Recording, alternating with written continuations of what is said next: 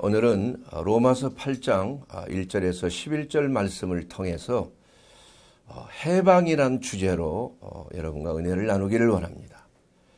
우리가 이 해방하면은 육신의 정욕으로부터의 해방, 또한 이 세상의 모든 흐름과 세상의 철학으로부터의 해방, 또한 원수 마귀로부터의 해방이 우리의 신앙생활에 있어서 매우 중요한 핵심적인 포인트다, 이렇게 생각을 합니다. 그래서 그 육신의 정욕으로부터의 해방은 바로 육신의 모든 질병과 고통의 그 중심이, 그 원인이 사실 범죄함에 있고, 그 범죄함의 그 원인이 되는 것은 바로 육신의 정욕에서 나왔기 때문에 그 정욕을 어떻게 제어할 것인가, 이것이 오늘 주제의 말씀이 되는 것입니다. 그러기 위해서는 우리가 하나님의 그 말씀의 가르침과 그 교리를 우리의 삶 속에 잘 적용하는 것이 중요합니다. 이 교리라는 게 무엇이냐? 닥트린이라는 가르침이란 말입니다. 가르침. 우리가 초대교회 그 성경 말씀을 통해서 우리가 보게 되면은 사도행전에 수많은 그 성령의 역사들이 나타나는데, 오순절날 마가의 다락방에서 모두가 성령의 충만함을 받고 밖에 나가서 그리스도의 그 천국의 복음을 증거한 것입니다. 그랬을 때 수많은 사람들이 그 복음을 듣고 회개하고 예수 그리스도를 개인적인 나의 구주로 영접하는 사건이 났습니다. 그리고 하루에 심지어는 3,000명이 회개하고 예수님을 믿음으로 돌아오는, 그래서 교회가 엄청난 부흥의 역사를 경험하게 됐습니다. 그런데 이러한 각기 각처에서 온 사람들이 복음을 듣고 교회로 들어왔는데, 그러면 우리가 어떻게 그 교회 생활을 하고 신앙 생활을 해야 되는 것인가? 여기에 대한 여러 가지 참 어려움이 있었어요. 그래서 오늘 이 말씀 속에서 사도행전 2장 42절 말씀을 보게 되면은 그들이 사도들의 가르침을 받았다. 이것이 첫 번째 교회가 커지고 난 후에, 부흥이 된 후에 많은 교인들이 모이고 났을 때 그들이 첫 번째 중요하게 여겼다는 것이 바로 사도들의 가르침이었다. 이것을 가르침이라는 것은 닥트린, 교리라고 말합니다. 그래서 모든 종교는 교리라는 것이 있어요. 그래서 이 종교가 추구하는 이러한 그 교리가 있는데, 그것은 각자의 삶 속에, 그 종교를 가진 사람의 삶 속에서 어떻게 구체적으로 그 종교가 추구하는 그러한 뜻을 삶 속에 적용하느냐, 이것이 바로 그 종교가 가지고 있는 교리가 되는 것입니다. 그런데 사실 우리 기독교는 종교 중에 한 종교라고 얘기하고 있지만은 사실은 그 종교라고 우리는 생각하지 않고, 우리가 하나님을 믿고 예수 그리스도를 내 개인의 구주로 믿는다는 것은 바로 진리 가운데 들어가는 삶이다. 그래서 유일하게 우리가 예수 그리스도를 알고 또 마음으로 믿고 입으로 시인하여 구원에 이르는 이러한 그 도리, 이 교리가 어떻게 우리의 삶 속에 적용돼야 되는가, 이것이 매우 중요한 것입니다. 그래서 오늘 우리가 이 교리를 말한다는 것은 우리가 해방이라는 주제로 오늘 말씀을 나누는데, 그 해방이란 그 뜻이 우리의 삶 속에 성경이 말씀하시는 교리는 어떻게 적용되고 있는 것인가, 이것을 여러분이 잘 깨닫고 그 가르침을 따라서 초대 교인들이 그 삶 속에 사도가 가르치는 대로 그 신앙생활을 했듯이, 오늘 이 시간 이 종의 말씀을 통해서 그 가르침을 받아서 진정한 해방의 역사, 첫째로 육신의 정욕에서의 해방이 여러분의 삶 속에 어떠한 풍성한 생명과 은혜를 가져올 것인가. 이것을 여러분이 잘 듣고 여러분의 삶 속에 적용하는 그러한 열매가 있기를 바라는 것입니다. 예를 들자면은 남미에서 참 가난한 사람이 많지 않아요? 그리고 빈부의 격차가 많이 있습니다. 그런데 이 캐톨릭 사제들이 그 가난한 사람들을 구제하고 또 병든 자들을 또 치료해주고 하는 그러한 여러 가지 구제 사업과 치유 사업을 벌였는데 실제로 그 삶의 현장 속에 가보니까 하나님의 그 말씀의 복음이 잘 먹혀들지는 않더라 이거예요. 그들이 진정으로 필요한 것은 먹을 것과 마실 것과 깨끗한 위생적인 물과 또 양질의 의료가 필요한 그러한 상황인데 예수를 믿으라고 이것만 강조하고 또 이러한 고통과 어려움을 그저 인내하고 참는 것만이 진정한 그러한 신앙이 아니다. 그래서 소위 말하는 해방신학이라고 하는 그러한 그 신앙의 조류가 탄생했어요. 물론 그 해방신학은 저는 성경 개인적으로 옳지 않다고 생각하는 사람입니다. 왜냐하면은 그 해방신학은 바로 하나님의 임재하심과 역사하심과 인도하심이 아니라 그 민중의 혁명을 통해서 소위 말하는 마르크스의 그 이론과 카톨릭의 그 교리가 합해져서 민중 해방 운동을 하는 그러한 교리가 되었기 때문에 이것은 진정한 해방이 될 수 없다. 이렇게 생각이 되는 것입니다. 이와 같이 우리가 하나님의 말씀을 적용하는 데 있어서 잘못된 어떠한 교리가 적용이 된다면은 이것이 바로 잘못된 방향으로 가고 이단으로 갈 수가 있고 사이비로 전락할 수가 있다는 것입니다. 그러므로 무엇보다도 바른 신앙을 우리가 우리의 삶 속에 적용하기 위해서는 바른 가르침이 가장 중요한 것이다. 이렇게 말씀을 드리기를 원하는 것입니다. 자, 예로서 우리가 질병에 대한 해방, 우리가 현실적으로 지금 코로나 바이러스 때문에 얼마나 힘들어하고 있습니다. 어떻게 하면 이 코로나 바이러스를 우리의 삶 속에서 정말 없애면 안 될까? 어제도 TV를 보다가 참 우리 손주하고 같이 TV를 보다 보면 아주 걱정을 하는 거야. 이 코로나 바이러스 제발 할아버지 좀 없어졌으면 빨리 언제나 없어질까요? 이 걱정이 되는 거예요. 어린아이의 마음속에서. 그러나 우리가 이러한 문제를 의학적으로만 해결하려고 노력하다가 보면 끝이 없는, 해결점이 없는 거예요. 그래서 진정한 그 질병에서 해방이라는 것은 현대의학에 의존하고 또 거기에 따라서 해결하려고 한다면은 끊임없는 그러한 소용돌이 속에서 그 질병의 그러한 진전이 현대의학보다도 항상 한 발 앞서서 나가는 것이 그러한 박테리아나 바이러스의 그러한 그 추구되는 거예요. 여러분 코로나 바이러스도 얼마나 갑자기 많이 변형이 됐습니까?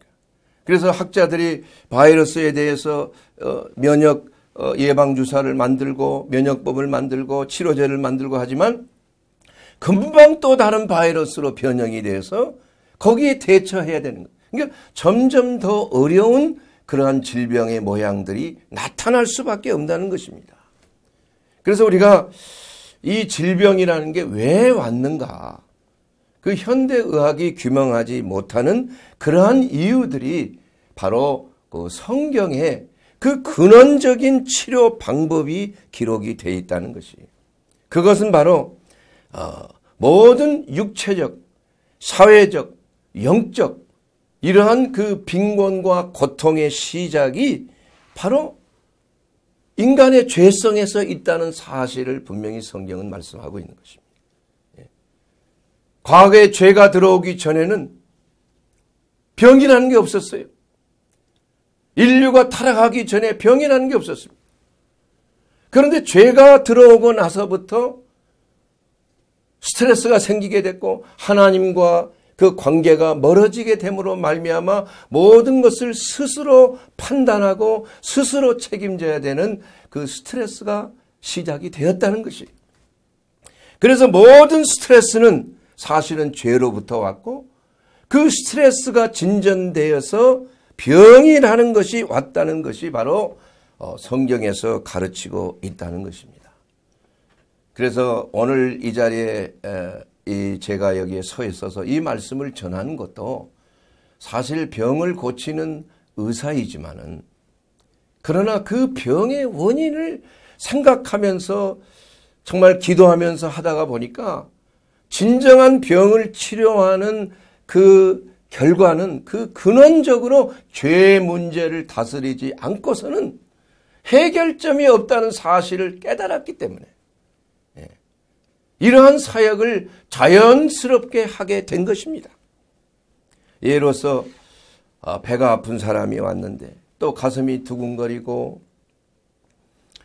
또 여러 가지 피곤하고 어지럼증이 있고 이러한 그 병을 가지고 온 사람이 과연 이 문제를 어떻게 진단할 것인가? 과연 무엇 때문인가? 심장의 문제일까? 아니면은 어떠한 그 악성 질환의 문제일까?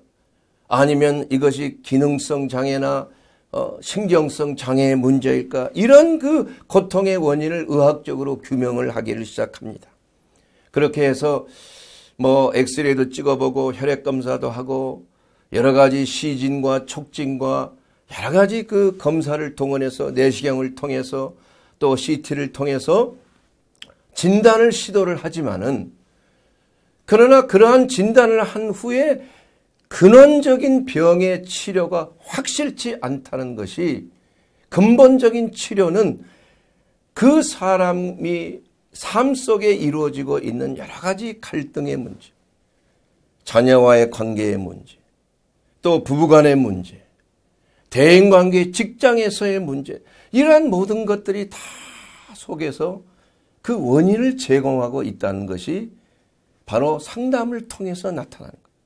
그래서 이것을 의학적으로만 치료한다고 해서 그 근본적인 갈등의 문제가 해결이 되느냐? 정신적인 요법을 통해서 이 문제가 해결될 수 있는 것이냐? 그건 아니라는 것입니다. 이것은 바로 우리가 근본적으로 가지고 있는 대인관계에 있어서 서로의 미움과 분노와 또 시기와 질투와 이러한 문제들을 해결하지 않고서는 그 해결 방법이 없는 것이에요. 그래서 오늘 이 말씀 속에서도 우리가 그리스도 예수 안에 우리가 진정한 해방이 있는데 그 로마서 12장 1절에 있는 말씀 속에서 보게 되면 예수 그리스도 안에 있는 자는 결코 정죄함이 없다. 그래서 이 죄 문제를 해결할 수 있는 유일한 방법이 바로 그리스도 예수 안에 있음을 말씀하고 있는 것입니다. 그래서 이 육신의 문제, 이 육신의 정욕과 이생의 자랑과 또 지혜롭게 할 마음 탐스럽게 하는 이러한 유혹의 문제를 해결하기 위해서 우리는 어떻게 해야 되는가? 육신으로부터의 해방은 우리가 어떻게 우리의 삶 속에 적용해야 되는 것인가? 여러분, 이 육신이란 그 말씀은 이 성경에 두 가지로 구분이 되어 있습니다. 첫째는 뭐냐 하면은 사르코스, 곧 플래시, 살이란 말입니다. 살. 그리고 또 하나는 바디, 몸이라고 이렇게 번역이 되어 있어요. 그래서 여기서 육신의 정욕이라는 것은 그 사르코스가 아니라 플래시, 즉 사르코스, 곧 고기를 말하는 것, 살고기를 말하는 것입니다. 그래서 살이 원하는 것이 바로 육신의 정욕이라는 것이에요. 그러나 로마서 12장 1절에 나와 있는 그 너희 몸을 거룩한 산 제물로 드리라고 하는 그 몸이라는 것은 사르코스가 아니고 소마타, 바디를 말하고 있는 것이죠. 그래서 몸이라는 것은 하나님이 거하시는 성전이 되지만은, 그러나 플래시, 바로 육신이라고 하는 것은 바로 모든 정욕을 유발할 수 있는 근원이 된다, 이거. 그러므로 우리가 범죄하지 않기 위해서는 어떻게 그 육신의 문제, 플래시의 문제를 해결할 수 있는 것인가? 이것이 성경에서 말씀하고 있는 육신의 정욕을 제어하는 그러한 가장 중요한 방법에 대해서 말씀하고 있는 것입니다. 그래서 로마서 8장 6절 말씀을 보게 되면은 육신의 생각은 사망이다. 그리고 영의 생각은 생명과 평안이라고 말씀하고 있는 것입니다.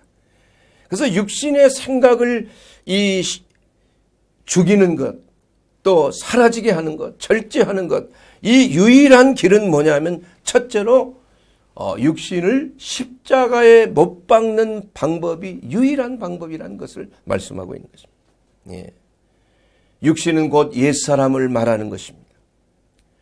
그 육신의 살이 원하는 것은 먹기를 즐기고 마시기를 즐기고 성적인 쾌락을 추구하는 것이 바로 육신에 추구하는 그러한 원하는 것이라 이거.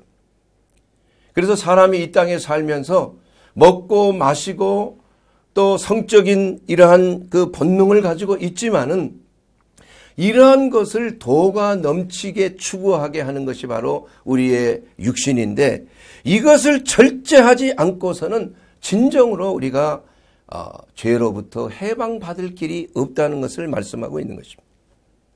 자, 그러므로 우리의 모든 육신적인 질병의 그 원인이 뭐냐?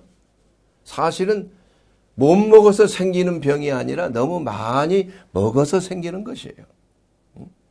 그래서 이 먹어서 생기는 이 병을 우리가 어떻게 절제할 수 있느냐?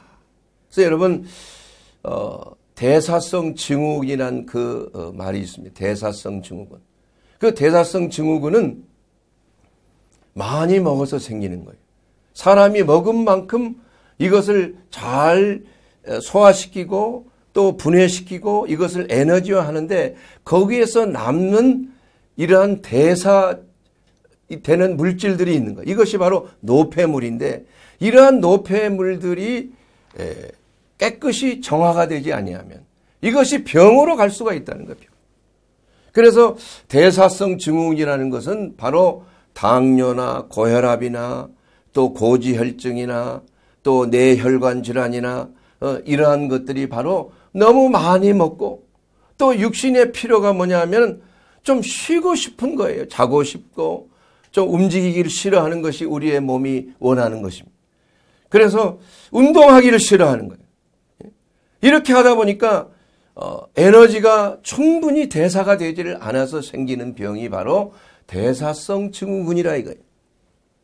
이 대사성 증후군은 바로 메타볼릭 신드롬이라고 하는 것인데 이것을 우리가 막기 위해서는 첫째는 절제해서 먹어야 되고 운동 부족으로 생기는 것을 우리가 열심히 그 파워워킹이라든지 또 유산소 운동이라든지 무산소 운동이나 이러한 에너지를 대사를 잘 함으로 인해서 당뇨나 고혈압이나 고지혈증, 혈관질환 이런 것들을 예방할 수가 있는 것입니다. 그러므로 우리가 육신의 질병을 다스리는 가장 중요한 방법 중에 하나가 뭐냐면 먹고 마시고 또 성적인 이러한 여러 가지 충동들을 어떻게 잘 절제하느냐. 여기에 따라서 진정으로 우리가 건강을 누릴 수 있느냐 아니냐가 결정되는 줄로 믿습니다. 그래서 이 육신의 정욕을 제어하는 가장 첫 번째 단계는 뭐냐 하면은 우리의 그 육신이 원하는 것, 우리의 살이 원하는 것을 십자가에 넘기는 것이다. 십자가를 적용하는 것이다. 이것이 가장 첫 번째 중요한 것입니다.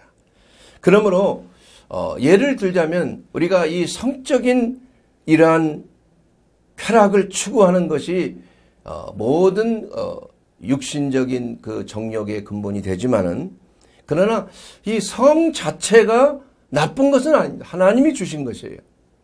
그래서 이 성적이라는 것은 우리가 남자와 여자와 영과 혼뿐만이 아니라 몸까지 합해서 한 몸을 이루도록 하나님께서 창조하셨어요.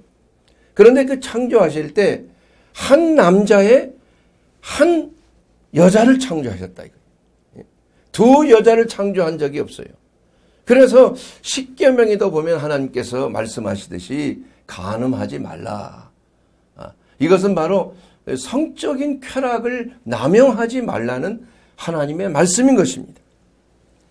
그런데 이러한 문제가 너무 이렇게 남용되다가 보면은 간음이라고 하는 여러 가지 사회적인 문제, 가정의 문제, 또 그로 말미암아 가정이 파괴되고 자녀에게 불행이 오게 되고, 그것이 계속 후손들, 자녀들 삶을 통해서 그것이 이어나가게 되고 나중에는 엄청난 사회적인 문제가 되고 나라의 문제가 될 수가 있는 것입니다.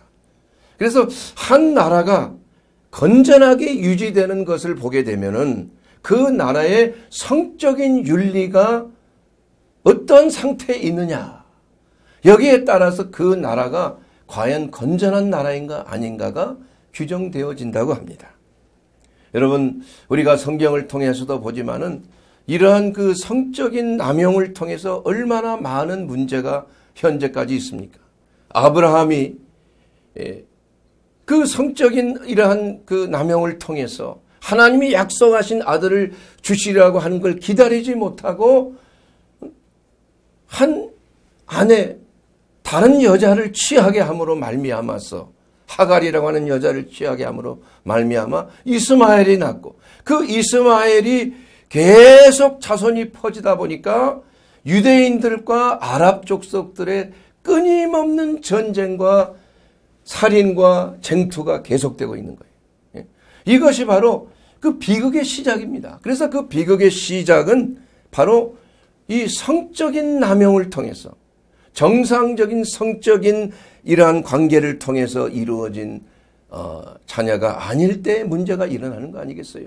이 다윗이 범한 그러한 간음의 문제 때문에 결국은 살인이라고 하는 엄청난 사건이 일어났고, 자녀가 또한 죽게 됐고, 또한 자기 아내들이 백주의 성폭행을 당하는 사건들이 일어났고, 뿐만이 아니라 아들로부터 배신을 당하고 왕자에 쫓겨나는 그러한 위기가 오게 되었고, 자손 대대로 칼과 칼이 끊어지지 아니하는 그러한 어려운 문제가 생기게 되었다. 예. 그래서 사실 그 근본적인 원인은 그 성적인 이러한 문제에서 일어났다고 성경은 분명히 말씀하고 있는 것입니다. 뿐만이 아니라 우리가 우리의 삶 속에 끊을 수 없는 그런 악습들이 있잖아요. 도박을 좋아하는 사람. 예로서 과거에는 지금처럼 이러한 도박하는 그러한 장소들이 많지 않아서 집안에서 이 화토를 하는 그러한 그 도박이 많이 있었잖아요. 고스톱 이런 거. 그런데 이것이 그 가정을 파괴하고 재산을 탕진하는 그러한 원인이 된다고 생각을 해서, 실제로 실화입니다, 이건. 그 사람이 이 도박을 끊게 하기 위해서 내가 손가락을 잘라버리면 내 도박을 안 하겠지, 이렇게 실제로 손가락을 잘랐어요. 그런데 사실은 그 도박하는 그 생각이 손가락에서 나오는 게 아니잖아요. 사실은 마음속에 있는 거 아니에요. 그러나 그 마음속에 있는 이 도박 중독의 문제, 절제의 문제를 해결하지 못하고 그 충동이 이제는 발가락으로 화토를 하게 된다. 실제로 그런 일이 있었습니다. 그러니까 중요한 것은 우리의 마음속에 있는 그 무절제의 문제, 이 충동의 문제를 십자가를 적용하지 아니하고서는 안 된다는 것이. 그러므로 우리가 이러한 그 육신의 정욕의 문제를 우리가 어떻게 해결하는 것인가? 이것은 우리가 해결할 수 있는 유일한 근원은 뭐냐 하면은 그리스도의 십자가의 그 역사를 우리의 삶 속에 받아들이는 삶. 우리가 믿음으로 그 예수 그리스도께서 십자가에서 우리의 죄를 대신하여서 그 죽으신 그 대속의 은혜를 우리의 삶 속에 적용할 때에 바로 성령의 능력이 우리 가운데 역사해서 이러한 충동적인 모든 무절제의 삶에서 절제의 삶으로 우리를 인도할 수 있는 성령의 능력이 나타나게 된다는 것이에요. 예로서 저도 20세 초반까지는 흡연을 많이 했습니다. 맨 먼저 아침에 일어나자마자 찾는 것이 담배였어요. 담배. 중독이 된 거예요. 담배 중독. 근데 그것을 끊으려고 발버둥을 쳤는데 세미나를 해서 한 2시간, 3시간 세미나를 하는데 이게 담배 생각 때문에 이게 밖에 나갈 수도 없고 괴로운 거예요. 그래서 내 뜻으로 내 의지대로 줄이려고 백번 노력을 했지만은 며칠 가다가 다시 또 피우게 되고 조금 기분 좋지 않는 일이 생기면 다시 화가 나서 피게 되고 이렇게 되는 거예요. 그러나 하나님의 은혜로 예수님 만나고 이것은 내가 절대적으로 하나님께서 내 몸을 성전 삼아 계신데 내가 흡연을 통해서 담배 연기가 들어가면 내 안에 계신 성령께서 얼마나 기침을 하시고 괴로워 하시겠나. 이런 생각이 들어서 이 담배를 꼭 끊어야 되겠다. 그런데 희한하게 하나님께서 끊을 수 있는 능력을 주셨다 이거야. 지혜를 주시는 거예요.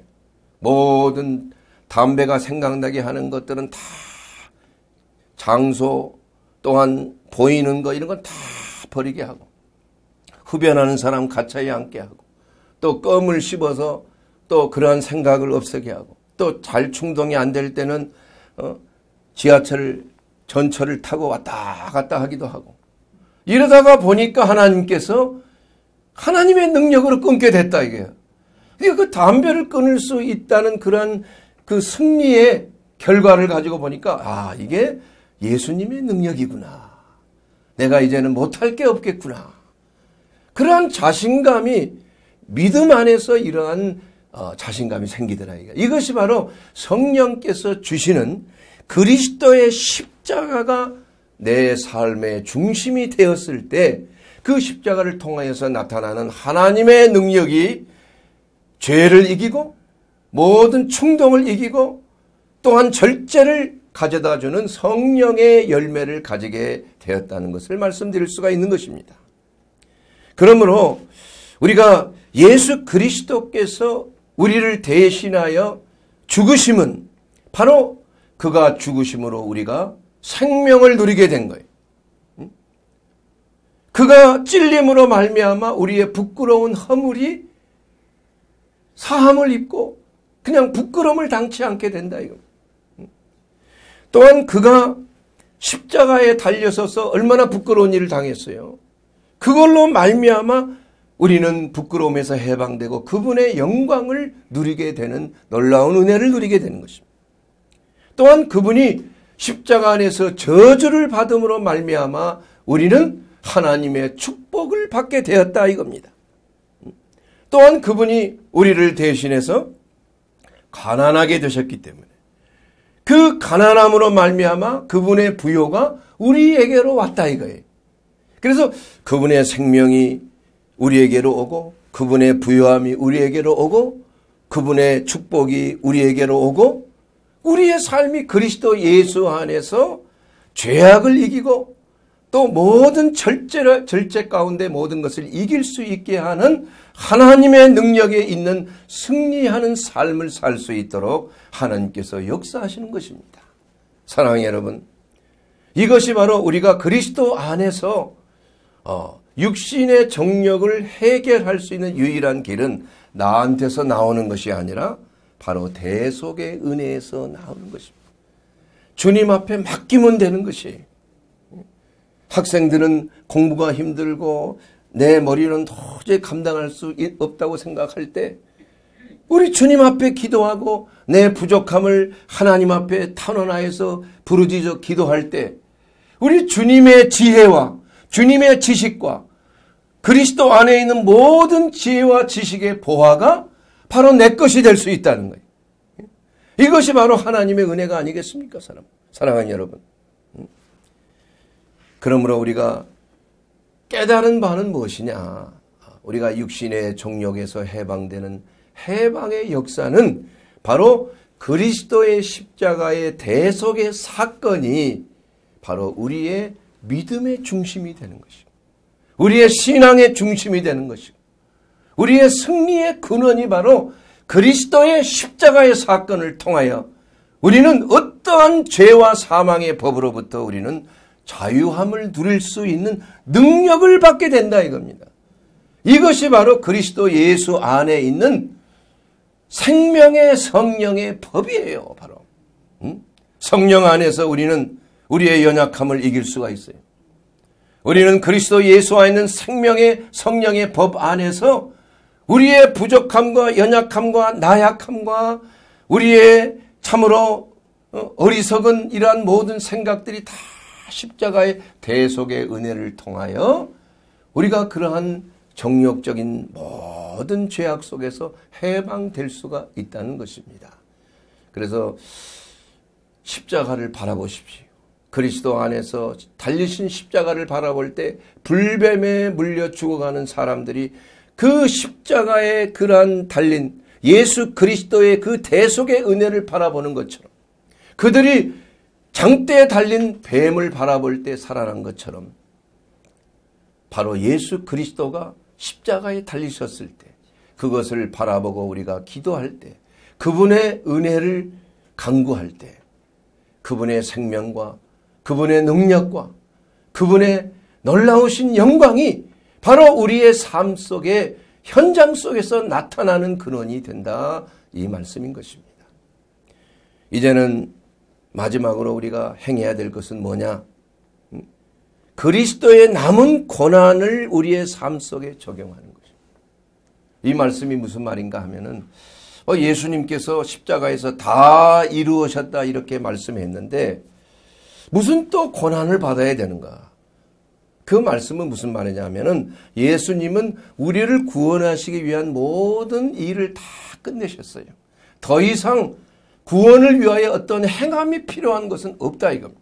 그러면 그리스도의 남은 고난은 무엇인가? 그것은 바로 교회 위에 남겨진 우리 교회가 감당해야 될 그리스도의 고난을 말씀하고 있는 것입니다.